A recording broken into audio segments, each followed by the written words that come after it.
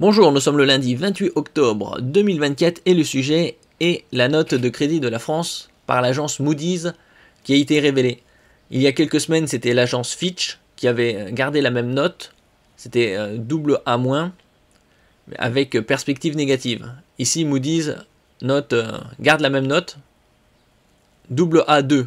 C'est leur façon de noter. Nous verrons également le tableau des trois agences et les différences entre elles au niveau des notations qui sont en grande partie similaires au niveau des appellations. N'oubliez pas de vous abonner pour plus de news nationales, européennes et internationales sur ce monde merveilleux dans lequel nous vivons. Moody's maintient la note de crédit de la France à AA2, mais en abaissant sa perspective de stable à négative, signalant ainsi un risque accru pour la situation budgétaire et politique du pays. La note aurait déjà dû être dégradée plusieurs fois, l'année dernière également. Quand on voit l'évolution du déficit public pour 2024, c'était en 2023, la perspective pour 2024 c'était 4,4. Après les annonces en février 2024 du dérapage de 2023, ils sont passés à 5,1. Il y a 2 mois environ, c'était finalement, ce serait 5,6. Et il y a quelques semaines, ce serait 6,2, voire peut-être 7% de déficit public pour 2024. On aura les vrais chiffres fin janvier, début février 2025. Ce changement intervient alors que le gouvernement Barnier tente de faire accepter un projet de budget ambitieux pour 2025. Le budget de 60 milliards d'ajustement ou économie.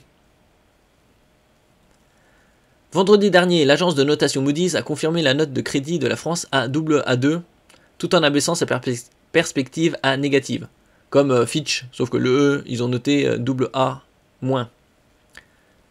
Et dans d'autres notes, il paraît que ce serait A+, déjà, abaissé. Ce signal traduit une inquiétude croissante quant à la capacité du gouvernement de Michel Barnier, qui est rentré en fonction mi-septembre, c'est-à-dire il y a déjà 1 mois et demi. Bon, est-ce qu'il réussira à ajuster ce budget? On verra combien de 49.3 il fera passer. À maîtriser les déficits budgétaires du pays. Cette perspective négative pourrait se traduire par une dégradation de la note dans les mois à venir si la situation financière de la France ne s'améliore pas. Il y a une troisième agence. Alors, il y a quelques semaines, c'était Fitch. Ici, il y a quelques jours, c'était Moody's. Et la troisième, c'est principale, c'est Standard & Poor's, qui annoncera la dégradation de la note ou le maintien avec perspective négative. Allez savoir, dans 1 mois environ, ce sera fin novembre, entre le 20 et le 30 novembre 2024. Le ministère de l'économie, par la voix de Bercy, a déclaré avoir pris note de la décision tout en affirmant que la France dispose de forces économiques réelles et qu'elle peut mener des réformes d'envergure pour redresser ses comptes. Il serait temps, hein, ça fait déjà des décennies que le déficit se creuse.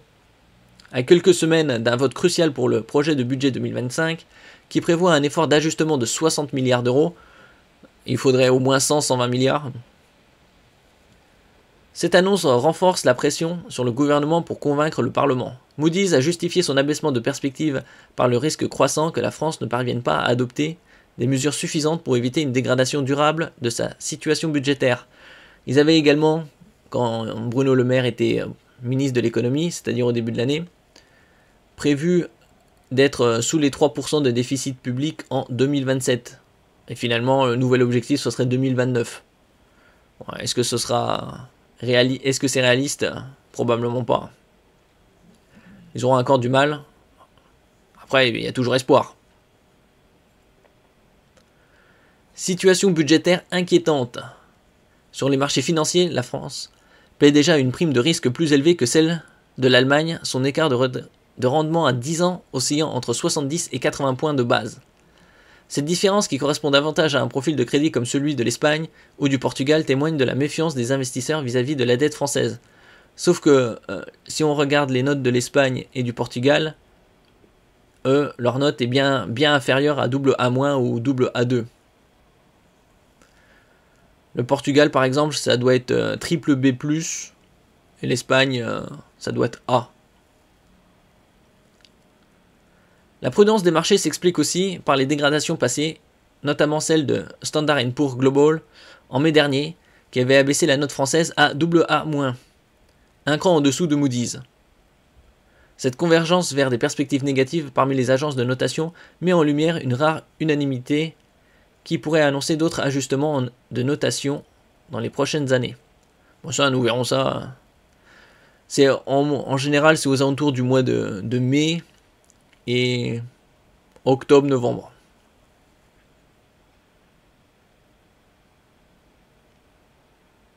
Dans un contexte où le Trésor français prévoit d'émettre près de 300 milliards d'euros en 2025, la stabilité de la note souveraine devient cruciale pour éviter une hausse des coûts d'emprunt.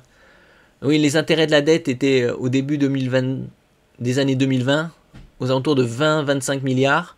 Là, on est entre 50 et 55 milliards et en 2027, ce serait 70-75 milliards. Les intérêts de la dette par an. La prochaine échéance pour la France sera la révision des notes souveraines de la zone euro, prévue en avril 2025 par Moody's. D'ici là, le gouvernement de Michel Barnier doit convaincre non seulement le Parlement, mais aussi les investisseurs et les agences de notation que ces réformes budgétaires auront des effets tangibles. À défaut, une dégradation de la note souveraine pourrait intervenir, entraînant un ajustement du profil de risque de la France aux yeux des investisseurs. Après, il passerait dans une autre case, pour certains. Et ici, on a le tableau des différentes agences. Alors, c'est ici. On a Moody's, Standard & Poor's et Fitch Rating. Les échelles de notation des trois principales agences.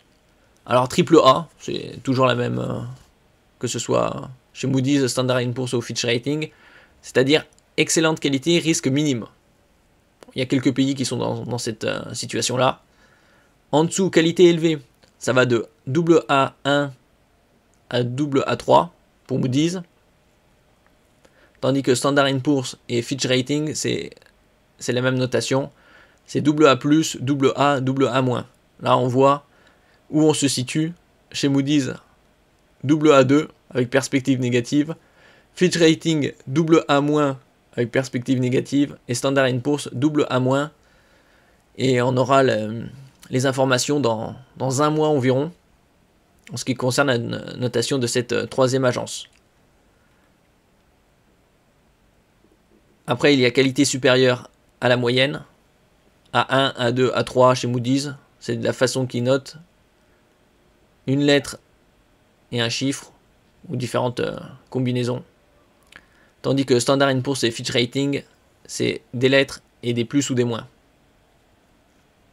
Comme on peut voir sur 12 tableaux. Merci pour votre écoute. N'oubliez pas de mettre un j'aime, un commentaire, de partager et de vous abonner à la chaîne. À la prochaine fois.